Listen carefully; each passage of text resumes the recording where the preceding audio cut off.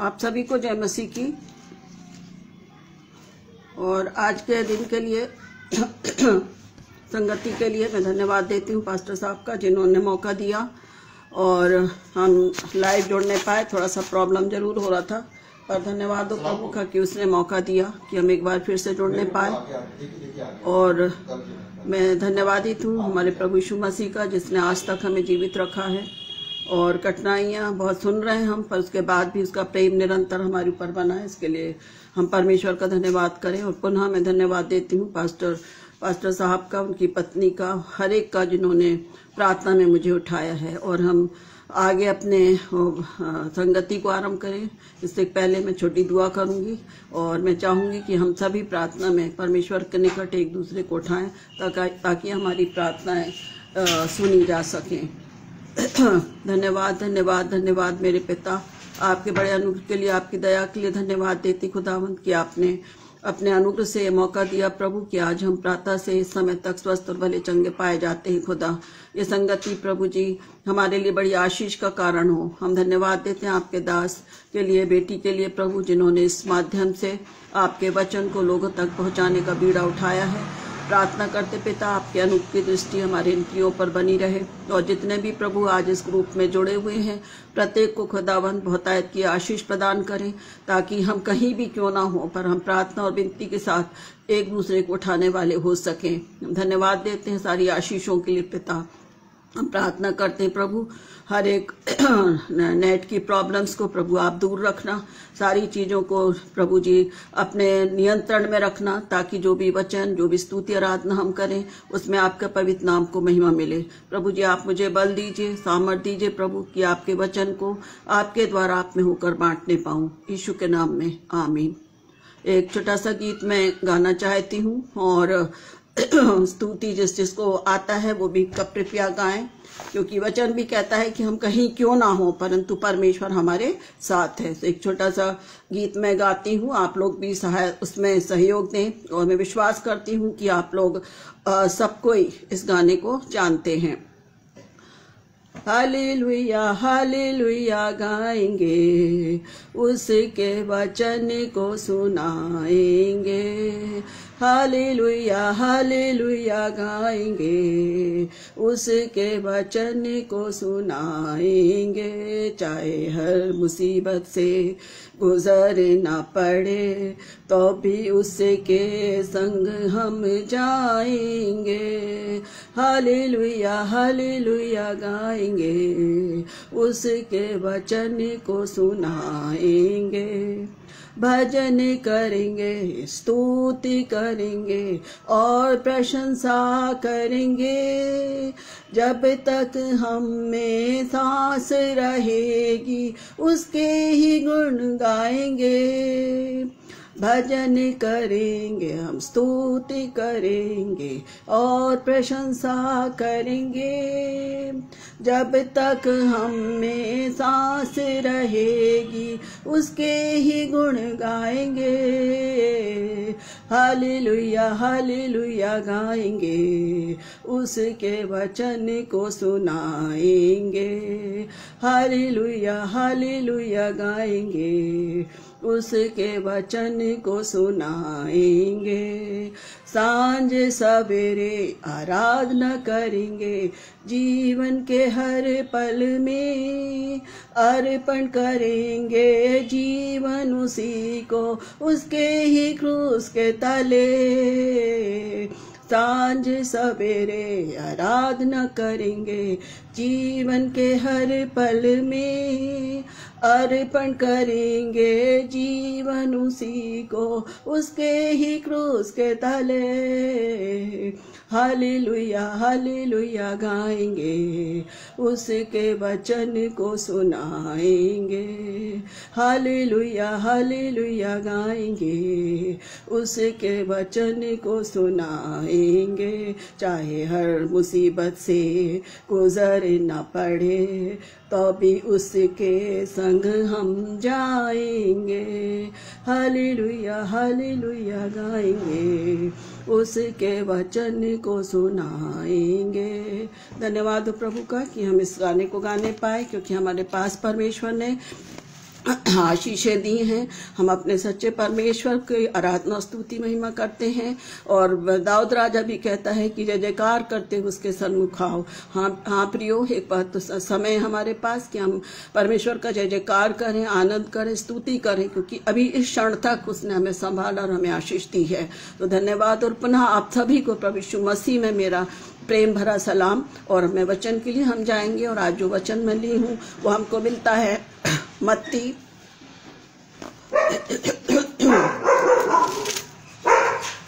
13।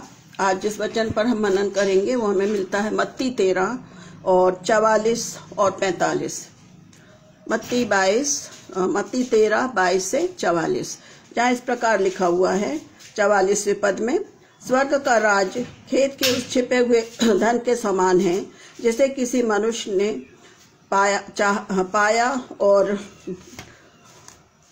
पाया और छिपा दिया, और मारे आनंद के जाकर अपना सब कुछ बेच दिया और उस खेत को मोल ले लिया। 45वें पद को पढ़ेंगे। फिर स्वर्ग का राज्य एक व्यापारी के समान है, जो अच्छे मोतियों की खोज में था। जब उसे एक बहुमूल्य मोती मिला तो उसने जाकर अपना सब कुछ बेच डाला और उसे मोल ले लिया। परमेश्वर अपने जीवित वचनों के पढ़े जाने पर आशीष दीजिए। आइए हम वचन के मनन के लिए प्रार्थना करेंगे। मेरे दयालु प्रेम पिता परमेश्वर, हम धन्यवाद देते हैं प्रभु कि आप हमारे साथ हैं पिता। हम जहाँ भी किसी भी कोने में पिता, मैं विश्वास करती हूँ कि आप हमारे साथ हैं। आपकी आत्मा की भरपूरी प्रभु हर एक को दीजिए, क्योंकि आपका वचन दोधारी तलवार है, जीविता वचन है, जो स्वयं आप हैं पिता। मैं प्रार्थना करती हूँ प्रभु जी, हर एक हम सबके मन को खोलें पिता, क्योंकि हमारे पास समय कम है पिता। मदद करिए कि जो वचन आप हमसे बातचीत करना चाहते हैं उसको हम शुद्ध मन के साथ ग्रहण करें, और प्रभु अपने तक नहीं पर दूसरों तक देने के लिए भी तैयार हो। धन्यवाद हो प्रभु हर एक बातों के लिए, अच्छी संगति के लिए प्रभु जी, इस समय के लिए हम सभी, और मैं अपने आप को आपके पवित्र सामर्थ्य हाथों में सौंपती प्रभु। आपकी अगुवाई, आपकी सहायता और आपकी मर्जी प्रभु मेरे द्वारा पूरी होने पाए, यीशु के नाम में आमीन। तो आज का वचन जिस पर हम मनन करेंगे वो 2 भागों में मैंने लिया है, जिसमें एक चीज है कि सबसे पहली चीज है धन है और दूसरा मोती है।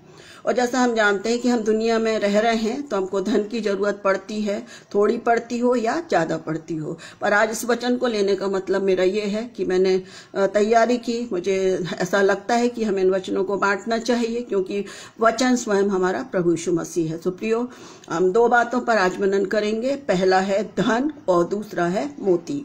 सांसारिक धन के लिए हम कुछ भी हमारा बोलना हमारा बेकार है, क्योंकि सब अपनी सामर्थ्य, जिसके पास जो कुछ भी है, चाहे बिल्डिंग हो, चाहे एक झोपड़ी हो, या एक छोटा सा घर हो, कमरा हो, सब अपने ही हिसाब से रखते हैं, बनाते हैं और करते हैं।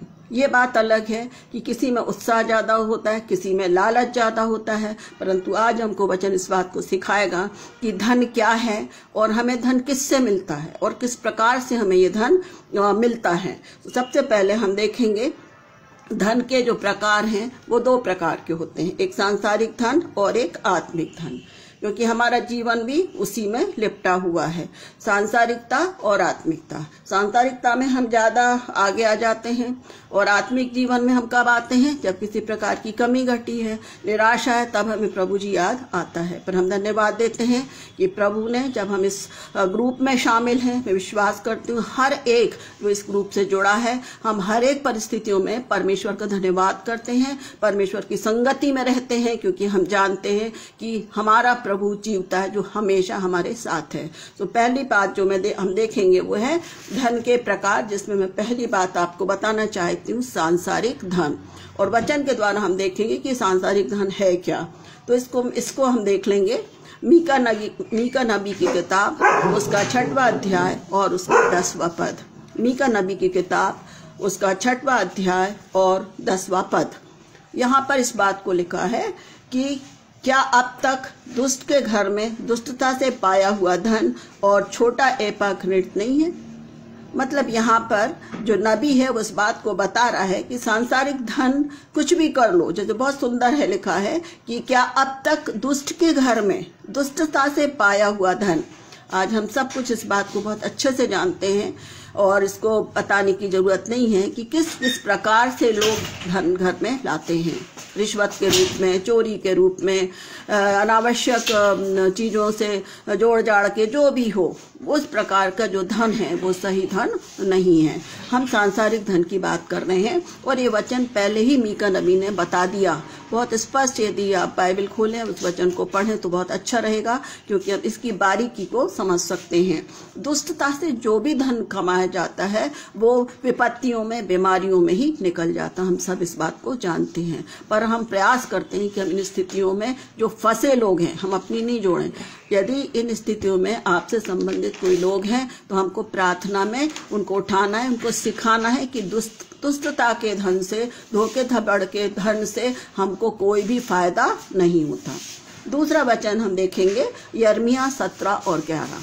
यिर्मयाह 17 और 11, और इस वचन में भी बहुत सुंदर बात परमेश्वर का वचन हमें सुनाता है कि किस प्रकार से हमको ये ध्यान रखना है कि जो अन्याय से धन बटोरता है, जो अन्याय से, यहाँ पर हमने पहले बोला था कि दुष्टों से पाया हुआ धन है ना, आत्मिक नहीं, हम सांसारिक धन की बात कर रहे हैं। दूसरी बात है यिर्मयाह 17 और 11, जो इस प्रकार से यिर्मयाह नबी लिखता है, जो अन्याय से धन बटोरता है। मेरे बेटे से हम चाहूंगी कि वचन पढ़ने में मदद करें। यिर्मयाह 17:11, जो अन्याय से धन बटोरता है वह उस तीतर के समान होता है जो दूसरी चिड़िया के दिए हुए अंडों को सेती है। उसकी आधी आयु में ही वह उस धन को छोड़ जाता है और अंत में वह मूढ़ ही ठहरता है। हाँ, यहाँ बहुत सुंदर वचन है। हमारा वचन सुंदर, आत्मा से भरपूर है। देखिए, बहुत सुंदर, तीतर के समान है। अन्याय से जो धन है, वचन बताता है वो तीतर के समान है। और मैं सोचती हूँ कि आप सभी तीतर को जानते हैं। बहुत छोटी सी चिड़िया है, एकदम उसको पकड़ नहीं पाते हैं। हमारे यहाँ बहुत मिलती है, एमपी में तीतर काफी हैं और पकड़ने वाले बड़े आसानी से उसको पकड़ लेते हैं, बहुत छोटी है ना। तो तीतर के समान होती है जो दूसरी चिड़िया के दिए अंडों को सेती है। उसको अपनी चिंता नहीं है, दूसरी चिड़ियों के अंडे को वो सेती है और उसकी आधी आयु में ही वो उस धन को क्या होते छोड़ जाता है। मतलब था किसी का धन, हम ले रहे हैं। जैसे उदाहरण के रूप में स्पष्ट यदि मैं बोलूं, पुराने लोगों की, मतलब पैतृक संपत्ति, आजकल पैतृक संपत्ति है, यही मान लीजिए, पैतृक संपत्ति पर हम सबका हक है, चाहे कोई देना मांगे या ना देना मांगे। यदि हमारे पास है उसके बाद भी प्रियो, हम उसी हिसाब से, जैसे कि चिड़िया दूसरे अंडों को सेती है, हम भी, यदि हमारा हिस्सा नहीं है तो हमारा हिस्सा भी हमको चाहिए। ये क्या है? सांसारिक धन है। और बाद में वो लिखा है कि अंत में वो मूढ़ ही ठहरता है। कोर्ट कचहरी के चक्कर हम लगाएंगे उस धन के लिए, मिल गया तो ठीक है, नहीं मिल गया तो ठीक है। तो ये वचन बिल्कुल सटीक बैठता है। जो इस प्रकार के धन को कमाना मांगते हैं, इस धन को अर्जित करते हैं, आप लोग जो भी सुन रहे हो, यदि कड़वी लग रही हो तो अच्छी बात है, क्योंकि हमें, जब हम मसीह के लोग हैं, हमको इस प्रकार के धन पर इस प्रकार के हक नहीं लगाना चाहिए जहाँ नहीं। क्योंकि यदि हम सब फैमिली हैं, एक जॉइंट फैमिली है, हम संयुक्त हैं, तो हम सब एक हैं और परमेश्वर सबको उस हिसाब से देता है। इसके बाद इन वचनों के द्वारा हम इस बात को देखते हैं, 2 ही उदाहरण मैंने लिए हैं, कि सांसारिक धन से कोई भी फायदा नहीं है, केवल लड़ाई झगड़े, कोर्ट कचहरी, बीमारियां और अंत में वो नरक का भट्टा।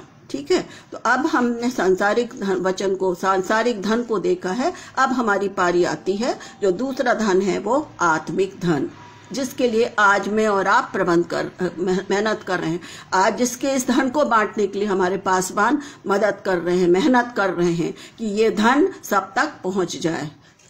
मैंने आपको पहुंचाया, आप दूसरे लोगों को पहुंचाएंगे। कितनी सुंदर बात है कि हम उस आत्मिक धन को वचन के द्वारा क्या करते हैं, पाते हैं। तो हम देखेंगे नीति वचन 22 और 4। नीति वचन 22 और 4, दूसरा पॉइंट हम देख रहे हैं, आत्मिक धन। नीति वचन 22 और 4, नम्रता और यहोवा का भय मानने का फल धन, महिमा और जीवन होता है। हाँ, देखिए, यहाँ भी हमने ऊपर देख लिया कि दुष्टों का धन और दूसरों से खींचने का धन। पर जब हम आत्मिक धन में आते हैं प्रियो, तो सबसे पहली बात है नम्रता और यहोवा का भय मानना। नम्रता और यहोवा का भय मानना। है ना। यहोवा का भय मानना बुद्धि का मूल है। यदि हम यहोवा का भय मानती हुई बुद्धि को पाएंगे तो प्रियो हमें अपने आप परमेश्वर की ओर से आशीष के रूप में वही धन मिलेगा जो क्या होगा अपने जो हमारे लिए उपयुक्त हो जाएगा, हमारे लिए आवश्यक था, वो तब हमको परमेश्वर की ओर से मिलता है। नीति वचन का लेखक कौन था? सुलेमान था। इसलिए उसने इस बात को लिखा, नम्रता। हमारा प्रभु यीशु मसीह भी नम्र बना, उसने यहाँ तक अपने आप को दे दिया कि उसने क्रूस की मृत्यु सहली प्रियो, और उसके एवज में हमको क्या मिला? अनंत जीवन मिला। हमको क्या मिला? अनंत जीवन मिला। और यदि हम यहोवा का भय मानते हैं तो धन, कितनी चीजें मिल रही हमको? धन, महिमा और जीवन। पहला हो गया जीवन, महिमा हम देंगे उसको कि सब कुछ प्रभु, हम बहुत अच्छे से प्रार्थना करते, प्रभु हम ये मांग रहे हैं पर केवल आपकी इच्छा पूरी हो। और जब वास्तव में प्रभु की इच्छा पूरी होती है प्रियो, जितना हम मांगते हैं उससे दुगना प्रभु हमको देता है। इसके बाद हम दूसरा वचन देखेंगे जो हमको मिलता है प्रकाशित वाक्य 5 और 12। आत्मिक धन का दूसरा उदाहरण देखेंगे, वचन से देखेंगे, प्रकाशित वाक्य 5 और 12। प्रकाशित वाक्य 5 और 12। और वे ऊंचे शब्द से कहते थे कि वध किया हुआ मेमना ही सामर्थ और धन और ज्ञान और शक्ति और आदर और महिमा और धन्यवाद के योग्य है। हाँ, देखिए अभी हमने नम्रता और यहोवा का भय मानने से सीखा है, हमको आत्मिक धन मिलेगा। अब प्रभु यीशु मसीह हमारे लिए एक आदर्श दे गया, एक आदर्श दे गया। प्रकाशित वाक्य में यूहन्ना इस बात को लिखता है कि वे ऊंचे शब्द से कह रहे हैं। कौन लोग? जिन्होंने परमेश्वर को देखा, जिसने दर्शन देखा, वो क्या कर रहा है? ऊंचे शब्द से कह रहा है, वध किया हुआ मेमना, वध किया हुआ मेमना प्रभु यीशु मसीह। आज यदि हम उस आत्मिक धन को पाना मांगते हैं प्रियो, तो हमें सांसारिक अभिलाषाओं से क्या होना है? क्या करना है? उनसे छूटना है, सांसारिक अभिलाषाओं में नहीं फंसना। इसलिए वो कहता है कि वध किया हो मेमना ही सामर्थ और धन और ज्ञान और शक्ति और आदर और महिमा के योग्य है।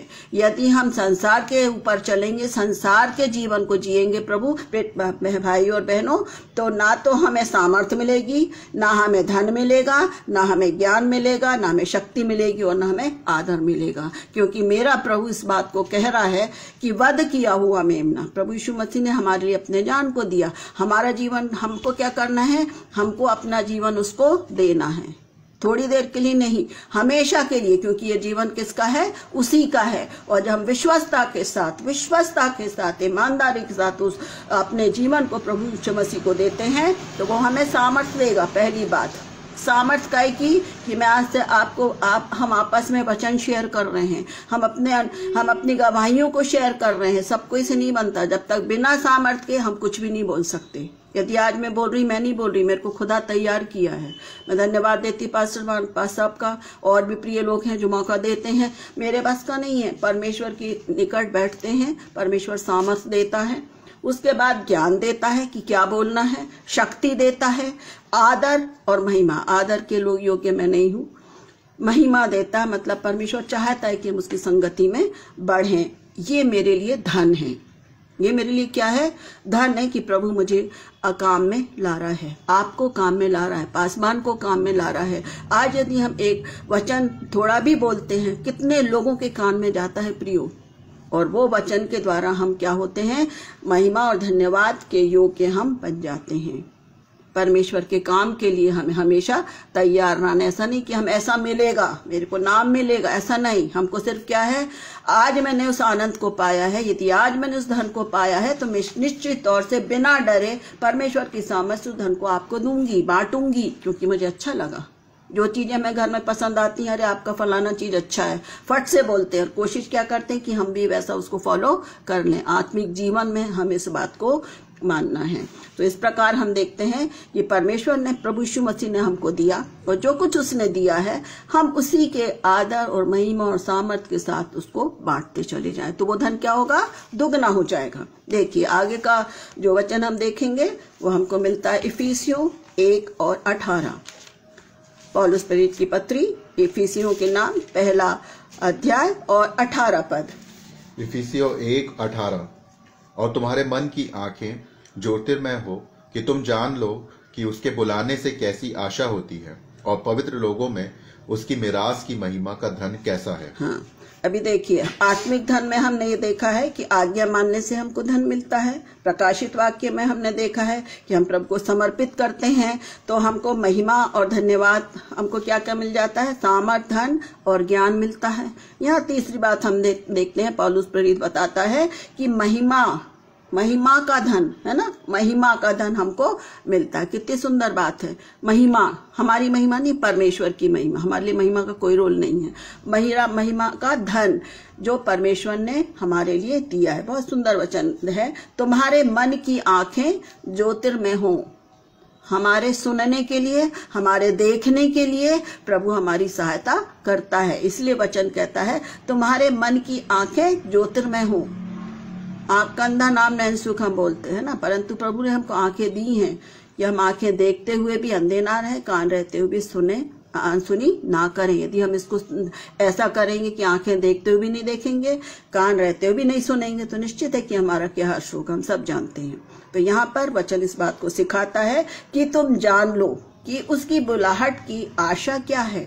यदि आज परमेश्वर ने प्रभु ने हमको जीवन दिया है, एक जीवित आशा के साथ हम एक संगति में बैठे हुए हैं, एक आशा के साथ हम बैठे हैं कि यार प्रभु आज हम आपकी निकटता में हैं, आप हमें सिखाइए, हमें बताइए, हमें वो धन दीजिए जो कभी समाप्त नहीं होगा। उस विश्वास से जब हम इस वचन को सुनते हैं प्रियो, तो आगे लिखा है पवित्र लोगों में उसकी मीरास की महिमा का धन, है ना। हम एक साथ एक संगति में बैठे हैं, हम इन बातों को सुन रहे हैं, वचन खोल के पढ़ रहे हैं कि परमेश्वर हमारी आंखों को खोल रहा है, परमेश्वर हमको अपनी बुलाहट दे रहा है। और जब हम उसकी बुलाहट को समझ लेते हैं तो वो हमको क्या देता है, महिमा का धन, महिमा का धन। हम उसके साथ संभागी हो जाते हैं, उसके संग हम बातचीत कर सकते हैं। तो इस प्रकार हम देखते हैं कि महिमा का धन हमको परमेश्वर की निकटता में आने के लिए हमको अपने मन की आंखों को खोलना है, हमको उसकी बुलाहट को स्वीकार करना है। और जब हम बुलाहट को स्वीकार करेंगे तो परमेश्वर हमको महिमा का धन देगा। आगे हम एक और पद इसमें पढ़ेंगे, इफिसियों की पत्री 3 अध्याय और उसका 8वां पद। इफिसियों 3 और 8। मुझ पर जो अब सब पवित्र लोगों में से छोटे से भी छोटा हूँ, यह अनुग्रह हुआ है कि मैं अन्य जातियों को मसीह के अगमय धन का सुसमाचार सुनाऊं। अभी हमने देखा था महिमा का धन, और पौलुस प्रेरित अपने जीवन से बताता है कि अगम्य धन, अगम्य, कोई उसकी वो नहीं है, बोलना चाहिए सीमा नहीं है। और उसके लिए उसने क्या किया हम पौलुस प्रेरित के विषय में जानते हैं, है ना। शाऊल और पावल, शाऊल से वो क्या बन गया, पौलुस बन गया। और ऐसा मजबूती उसने दी है। परमेश्वर का वचन हम पढ़ते हैं तो उसने अपने आप को छोटे से छोटा बनाया है, छोटे से छोटा। देखिए, मुझ पर जो सब पवित्र लोगों में से छोटे से भी छोटा है। आज हम बोलेंगे ऐसा, अरे मैं कुछ नहीं, मैं जीरो हूँ, नहीं मैं तो बड़ी हूँ, मुझे सब आता है, ऐसा इसने नहीं बोला। उसने क्या बोला, जबकि बहुत सुंदर बोला कि क्या है, मुझ पर जो पवित्र लोगों में से हैं, क्या हूँ, छोटों में से छोटा हूँ। उसने अपने को, पहला पॉइंट हमने देखा था कि नम्रता और यहोवा के भय मानने का फल धन है। यहाँ पर उसने अपनी नम्रता को बताया। और आगे है, ये अनुग्रह हुआ। परमेश्वर के अनुग्रह को हम कब पाते हैं, जब हम उसका भय मानते हैं, उसकी नम्रता अनुग्रह में बढ़ते हैं। तब वो क्या करता है, ये अनुग्रह हुआ कि मैं अन्य जातियों को मसीह के अगम्य धन का सुसमाचार दूं। उसके पास वो अगम्य धन था, तब तो उसने बांटा, है ना। अगम्य धन क्यों लिखा उसने, धन बांटना बोल देते, आत्मिक धन बोल देते, परंतु उसने अगम्य धन इसलिए बताया है कि वहां पर एक शब्द लिखा है कि ये अनुग्रह हुआ, ये अनुग्रह हुआ, है ना। अनुग्रह मतलब जो हमारे समझ से परे चीज, जो परमेश्वर हमको, आशीष अलग है। अनुग्रह मतलब जो परमेश्वर अपनी योजना के तहत हमको देता है, वो कहलाता है अनुग्रह। हम कल्पना नहीं कर सकते। इसलिए उसने बोला कि उसको अनुग्रह मिला। काय के लिए मिला, कि अपने घर के लोगों को सुसमाचार दूं, नहीं, अन्य जातियों के बीच में मसीह के अगम्य धन को, जो अपार धन उसको मिला था। मैं सोचती हूँ आप सब जानते हैं पौलुस के जीवन को, कठिनाइयों में उठाया, परेशानियों में उठाया, और उसके बाद वो उस धन को बांटता जा रहा। उसका नतीजा क्या हुआ, उसका धन बढ़ता गया, बढ़ता गया। जाने कितनी ढेर सारी पत्रियां उसने लिख दिया, कितने लोगों को उसने बता दिया। जबकि हम यदि उसके वचनों को पढ़ते हैं, पत्रियों में पढ़ते हैं, तो जहाज टूट गया, है ना। और उस पर ऐसी कृपा हुई कि किसी ने बोला कि अब क्या करें, भग जाएगा तो इसको मार दो, परंतु सूबेदार ने क्या बोला कि पत्र इसको नहीं मारो। ये परमेश्वर का अनुग्रह था, क्योंकि वो किस काम को कर रहा था, अन्य जातियों में मसीह के अगम्य प्रेम को प्राप्त करें। उनके कारण, पौलुस के कारण कुछ 42, शायद मेरे ख्याल से गलत ना बोलूं तो 42 लोग और भी थे जो बच गए। 42 लोग और थे जो उसके कारण बच गए।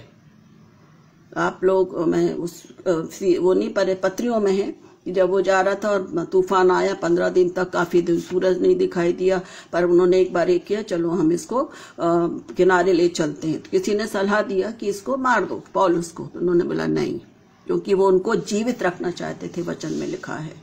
और उसके कारण जो दूसरे लोग भी थे वो जीवित पाए गए। ये अनुग्रह है प्रियो, और यही अगम्य धन है जो पौलुस प्रेरित अपने लोगों को बांटता है। और हम उसकी पत्रियों को पढ़ते हैं तो सच में इतना गंभीर बातों को समझाता और बताता है कि ऐसा लगता है कि हम तो कुछ भी नहीं हैं। फिर भी धन्यवाद हो कि आज मीडिया के द्वारा हम वचनों को बांट रहे हैं। परमेश्वर इन माध्यमों के द्वारा हमें मौके दे रहा है, कब किसके मन में कौन सी बात काम कर जाए और उस अगम्य धन का वारिस हो जाए प्रभु यीशु मसीह जो उसको देना चाहता है। तो इस प्रकार से हमने इन बातों को देखा कि आत्मिक धन में हमको महिमा, मिराज की महिमा मिलती है, मसीह का अगम्य धन मिलता है और हम उसके कार्य में आ सकते हैं।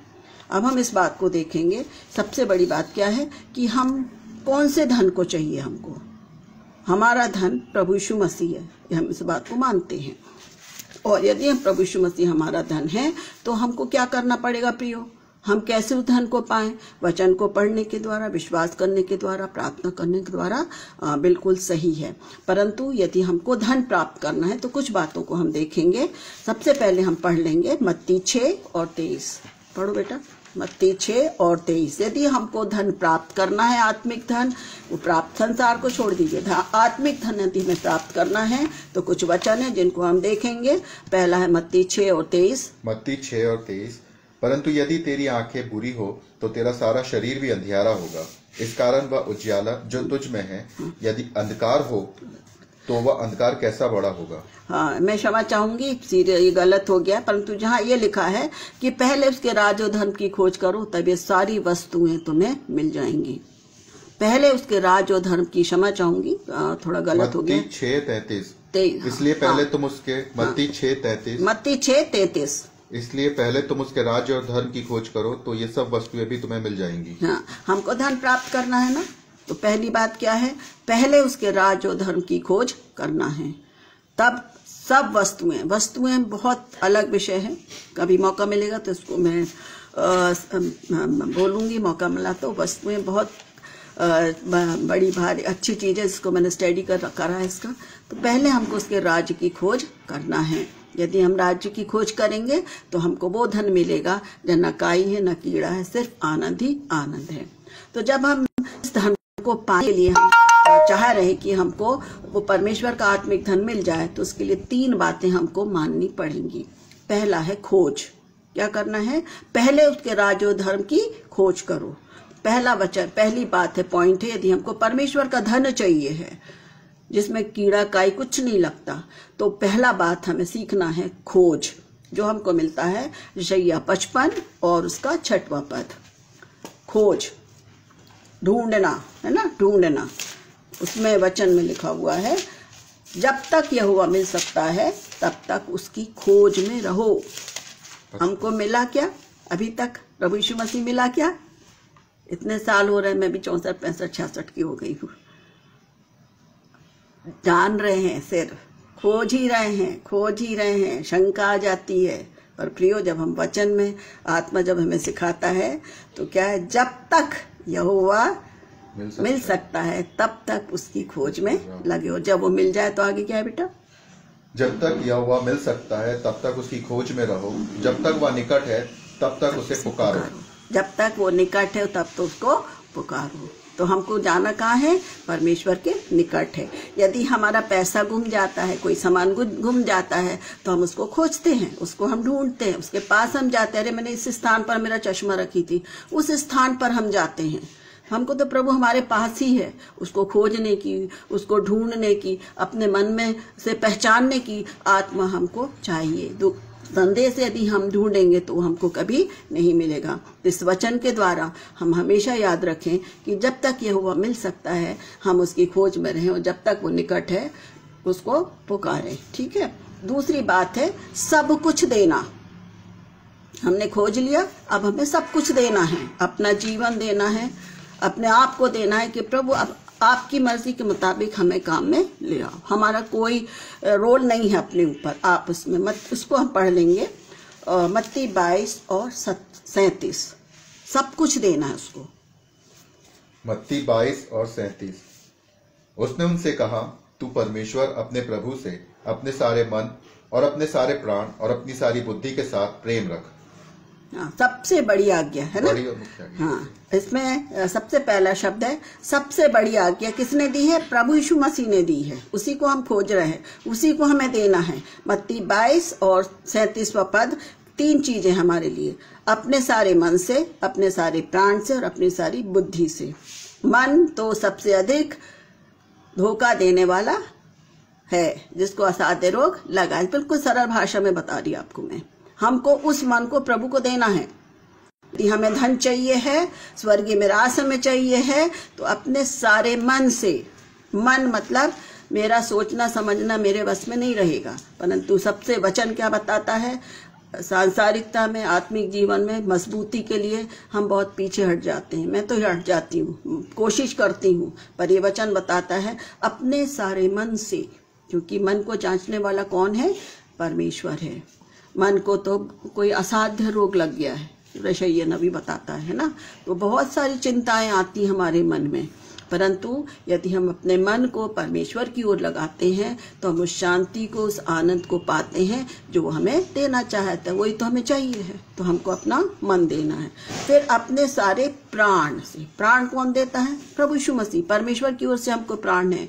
मैं बीमार हुई, मेरे को चिंता हो गया, अरे अब तो गए, आज तो यही होता, कब क्या हो जाए। अरे जीवन तो प्रभु दे रहा ना, हम क्यों चिंतित हो? हमारा एक एक क्षण प्रभु की, परमेश्वर की ओर से मिला है। अपने सारे प्राण से, जैसे पौलुस प्रेरित ने कठिनाइयों को उठाया पर वो पीछे नहीं हटा। उसने बोला यदि मेरा मुकदमा कैसर में होगा तो वहीं जाऊंगा।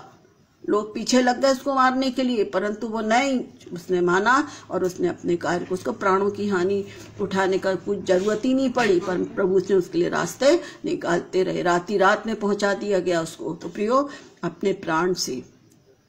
वचन कहता है, एक दृष्टांत है कि उसने अपने प्राण से बोला कि अब तो मेरे पास इतना सब कुछ हो गया है, खा पी और चैन से रहे। प्रभु यीशु मसीह ने क्या बोला? यदि आज रात तुझसे तेरा प्राण ले लिया जाएगा तो ये सब चीज कहाँ जाएगी? तो ये जीवन हमारा किसने दिया है? प्रभु ने दिया है। एक एक क्षण परमेश्वर की ओर से मिला है। तो हम चिंतित होते हैं, पर हम चिंता नहीं करें। इन समयों में कठिनाई हम हर जगह सुन रहे हैं, ये नियम निकल रहे, वो कानून निकल रहा, परंतु हमारा प्राण परमेश्वर के हाथों में है।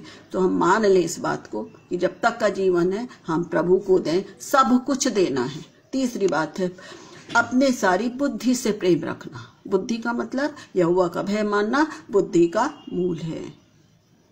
यदि हम परमेश्वर का भय मानेंगे, हाँ प्रभु मेरे मन को जान रहा है, हाँ प्रभु मेरी गलती को देख रहा है, तो निश्चित है कि हम उन कामों से बच जाएंगे।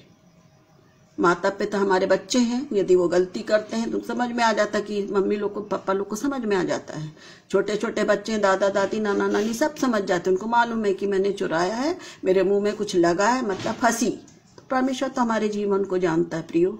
तो बुद्धि, यहोवा का भय मानना बुद्धि का मूल है। यहोवा का भय मानने से ही दीर्घायु होती है। अपना दाऊद राजा बताता है दीर्घायु होता है। तीनों चीजें हमें उसकी आज्ञा मानने से मिलती है। तो दूसरी बात है हम सब कुछ हमें परमेश्वर को अर्पित करना है, सबसे बड़ी आज्ञा। तीसरी बात जो हम देखेंगे वो हमको मिलता है रोमियो 12 और 1। तीसरी बात जो हमें धन मिलना है, रोमियो 12 और 1।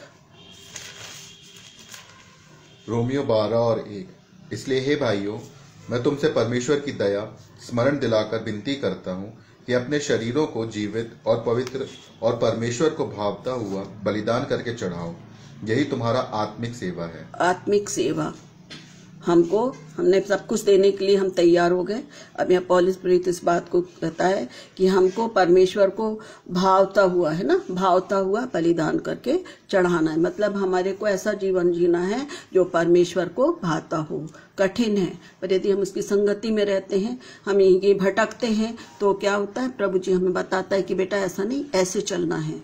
देखिए, हम कभी कभी बहुत टेंस रहते हैं, क्या करें क्या नहीं करें। एक धीरे से एक वचन सामने आ जाता है, अपनी चिंता यहोवा पर डाल दे, वो तुझे संभालेगा। सो प्रियो, रोमियो 12:1 इसी बात को हमें परमेश्वर को भावता हुआ बलिदान करके चढ़ाना है। तो यहाँ पर हमने धन के विषय में देखा है कि हमको 3 बातें देखना है, खोजना है, अपना सब कुछ परमेश्वर को देना है, और परमेश्वर के योग्य हमको बनाकर उसको समर्पित करना है। तो ये पहला हिस्सा था। थोड़ा सा हिस्सा अब हम देखेंगे मोती के लिए। ये धन हमने देख लिया। दूसरा जो भाग है वो है अनमोल मोती का दृष्टांत। फिर स्वर्ग का राज्य एक व्यापारी के समान है जो अच्छे मोतियों की खोज में था।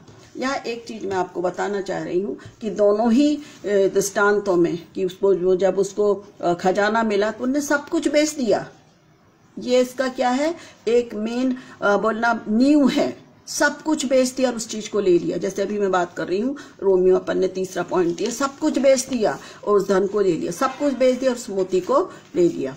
तो अब मोती के विषय में सोचती हूँ कि आप लोग सब इस बात को जानते हैं कि मोती कैसे बनता है। और मुझे बहुत पहले मैंने अपने पापा से सुना है, मैंने बाकी कहीं ऐसा कोशिश नहीं की, परंतु मुझे पहले ऐसा लगता था, छोटे थे, कि एक सीप आती है, उसमें पानी चला जाता है और वो सीप बन जाती है। पर बाद में पता लगा कि एक कीड़ा है, वो कीड़ा उस एक शैल में बंद हो जाता है और वो उसमें छटपटाता रहता है। कीड़ा है वो एक, और उससे जो द्रव निकलता है या जो लिक्विड निकलता है, उसकी तकलीफ से वो अपने को बाहर निकालने के लिए प्रयास करता है, और उससे जो लिक्विड निकलता है, जो द्रव निकलता है, उससे मोती का निर्माण होता है।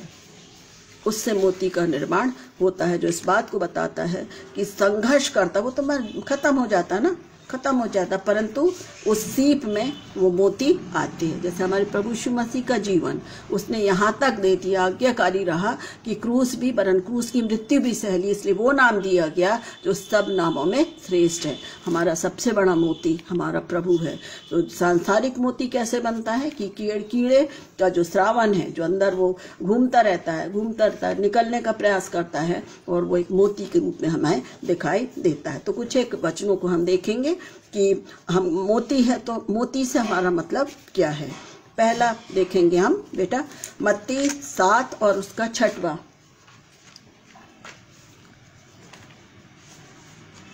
मत्ती 7 और 6। मत्ती 7 और 6। पवित्र वस्तु कुत्तों को ना दो और अपने मोती सुअरों के आगे मत डालो, ऐसा ना हो कि वे उन्हें पांव तले रौंदे और पलटकर तुमको फाड़ डालें। हाँ, चुभता हुआ वचन है प्रियो, ये चुभता हुआ वचन है।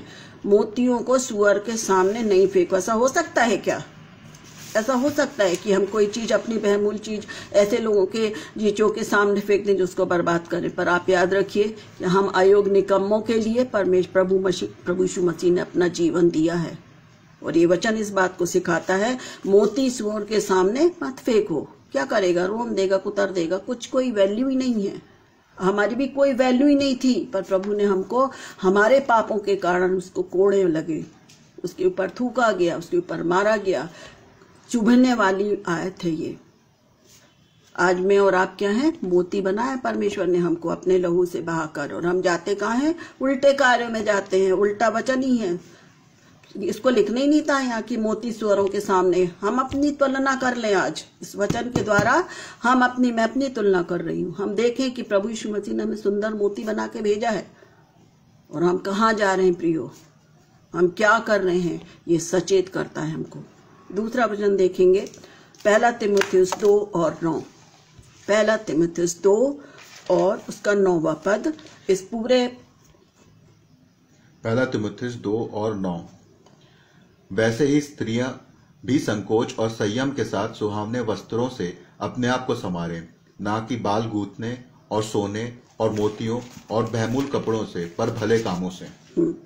ये इसलिए लिखा हुआ है उस समय के हिसाब से, परंतु हमारा ये जब हम महिलाएं हैं, बहुत सारी हम महिलाएं हैं, हम अच्छा लगता है हमको भी तैयार होना, परंतु एक सोबरनेस बोलते हैं ना, वो हमारे जीवन में होना चाहिए, क्योंकि मसीह की सुंदरता हमारे जीवन से प्रकट होती है। इसलिए पौलुस तिमुथियुस के लोगों को सिखाता है कि स्त्रियां आभूषण वगैरह में जो भी है उसमें अपने को वो ना, परंतु क्या करना है, परमेश्वर को भावता हुआ बलिदान ये करना है, मतलब उसको बना के रखना है कि हमारा जीवन प्रभु यीशु मसीह के नाम में, प्रभु यीशु मसीह के लिए एक आदर्श बन सके।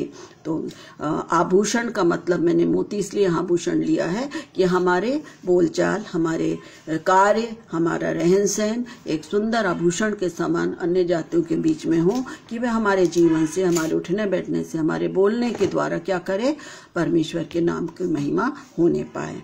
तीसरा वचन हम देखेंगे प्रकाशित वाक्य 17 और 18 प्रकाशित वाक्य के विषय में बताना मांगूंगी कि प्रकाशित वाक्य 21 और 21 थोड़ा सा जब बताती हूँ मैं कि प्रकाशित वाक्य 17 और से लेकर 21 तक में हम देखते हैं कि स्वर्ग का विभव कैसा है, स्वर्ग का विभव कैसा है। और उसके लिए जब मोती की बात आती है तो यहाँ बहुत अच्छी बात लिखी है प्रकाशित वाक्य 21 और 21 में। और 12 मोतियों के थे, एक एक फाटक एक एक मोती का बना था, और नगर की सड़क स्वच्छ कांच के समान चौके सोने की थी। मोती को मैंने इसलिए यहाँ पर रखा है, एक एक दरवाजा एक एक मोती का था, और 12 दरवाजे हैं ना, 12 दरवाजे हैं। आप सोचिए कि कितना सुंदर वर्णन है। हमारा मोती कौन है, हमारा उद्धारकर्ता प्रभु यीशु मसीह है, जो श्वेत है, घोड़े पर आ रहा है, सारी चीजें सफेद हैं, शुद्ध और पाक हैं। इतना बड़ा मोती मिलेगा क्या कि एक दरवाजा बने, पर सबसे बड़ा जो मोती है वो हमारा कौन है, प्रभु यीशु मसीह है।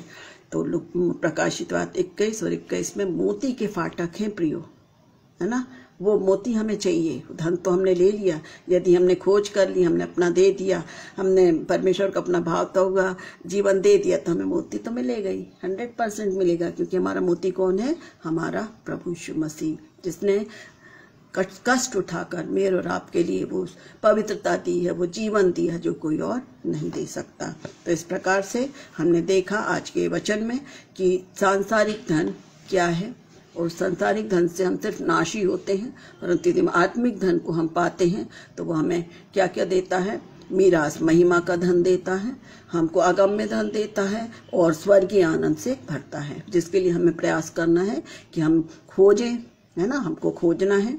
यदि हमें धन चाहिए तो हमें खोजना है, अपने आप को देना है, और परमेश्वर के लिए भावता हुआ, परमेश्वर के लिए योग्य बनते हुए हमको उसको समर्पित करना है। जब ये सारा जीवन हमारे पास है प्रियो, तो हम एक मोती के मानिंद बनकर परमेश्वर के राज्य के भागीदार हो सकते हैं।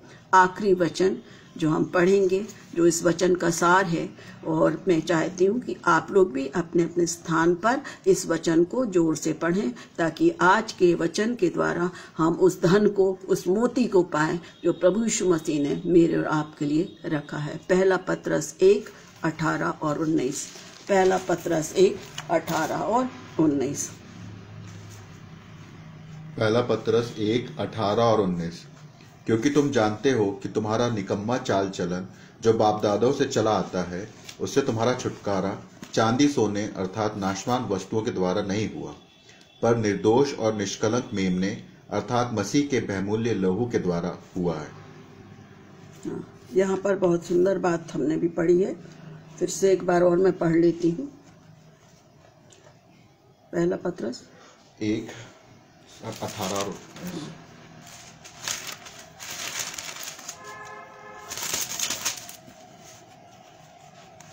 19। हाँ। क्योंकि तुम जानते हो कि तुम्हारा निकम्मा चाल चलन जो बाप दादों से चला आता है, उससे तुम्हारा छुटकारा चांदी सोने अर्थात नाशवान वस्तुओं के द्वारा नहीं हुआ, पर निर्दोष और निष्कलंक मेमने अर्थात मसीह यीशु के बहुमूल्य लहू के द्वारा हुआ है। आज के वचन का सार यही है प्रियो, कि हमारे पास जो धन जो है वो प्रभु यीशु मसीह के द्वारा, पौलुस प्रेरित इस वचन के द्वारा बिल्कुल स्पष्ट करता है कि हमारा धन क्या है, हमारा धन क्या है? हमारा धन क्या है? हमारा प्रभु यीशु मसीह पर विश्वास करना। उस धन को जब मैंने पाया है तो निश्चित रूप से सांसारिक जीवन में यदि हम किसी चीज को पाते हैं, लेते हैं, तो उसका प्रचार प्रसार करते हैं। तो यदि मैंने उस धन को पाया है प्रियो, तो उस धन को हमको बांटना है, क्योंकि वो मिरास तो हमारी ही है। तो परमेश्वर इस वचनों के द्वारा हर एक को आशीषित करे। और मैं धन्यवाद देती हूँ उन सभी प्रियों के लिए जिन्होंने वर्सेस को स्क्रीन पर डाला है, ताकि जो ना निकाल पाए वो भी पढ़ लें। ये भी आशीष की बात है। और इसी प्रकार हम परमेश्वर के धन को आपस में बांट रहे हैं। पुनः आप सभी को हृदय से धन्यवाद देती हूँ, पास्टर साहब को, पास्टर डेविड को, उनकी पत्नी को, और हर एक प्रिय जिन्होंने मुझे मौका दिया, मेरे लिए प्रार्थना किया। और मैं विश्वास करती हूँ कि आज के इस वचन के द्वारा हम एक दूसरे को उस धन के लिए प्रोत्साहित करेंगे जो कभी समाप्त होने का नहीं है। परमेश्वर पिता हाँ आप सभी को बहुतायत की आशीष दे और हम आपसी प्रेम में बने रहें। छोटी प्रार्थना के साथ मैं इसको समाप्त करूंगी। हे मेरे मन यहोवा को धन्य कहे, जो कुछ मुझ में उसके पवित्र नाम को धन्य कहे। हे मेरे मन यहोवा को धन्य कहे और उसके किसी उपकार को ना भूलना। मेरे प्यारे प्रभु, धन्यवाद देते हैं कि आप बहुत प्यारे पिता हैं। आपने अपने पुत्र को हमारे लिए दिया पिता, और उस सुंदर मीरास को आपने हमें दे दिया। और आज का वचन हम सभी के मनों में काम करे पिता, कि वो धन जो इसमें कभी ना कोई कीड़ा न काई ना कोई चोर सेंध लगाते हैं, वो धन हमारे पास है। ये सुसमाचार जो आप स्वयं हैं, जो जिस तरह यूहन्ना 1:1 में लिखा है कि आदि में वचन था, वचन परमेश्वर के साथ और वचन स्वयं परमेश्वर था। पिता, ये धन आपने हमें दे दिया मेरे खुदा। इस धन को हम अपने तक न रखें, पर उसको बांटें, ताकि लोग उस मोती को पालें जो आपके लहू के द्वारा मिला है, अर्थात उद्धार। मेरे खुदा, इस वचनों को आशीषित करें और हम सबों को मजबूती दीजिए कि हम कहीं भी रहें और प्रार्थना में रहकर एक दूसरे को उठाएं, क्योंकि आपका आना निकट है।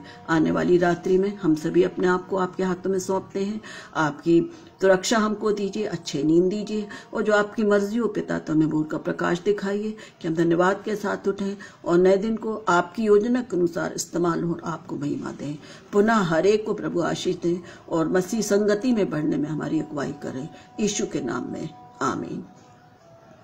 हे हमारे पिता, तू जो स्वर्ग में है, तेरा नाम पवित्र माना जाए, तेरा राज्य आवे, तेरी इच्छा जैसे स्वर्ग में पूरी होती है वैसे इस पृथ्वी पर पूरी हो। हमारे दिन भर की रोटी आज हमें दे, और जैसे हमने अपने अपराधियों को क्षमा किया वैसे हमारे अपराधों को क्षमा कर, और हमें परीक्षा में ना ला, परंतु बुराई से बचा, क्योंकि राज्य, पराक्रम और महिमा सदा तेरे हैं। आमीन। यीशु सहाय।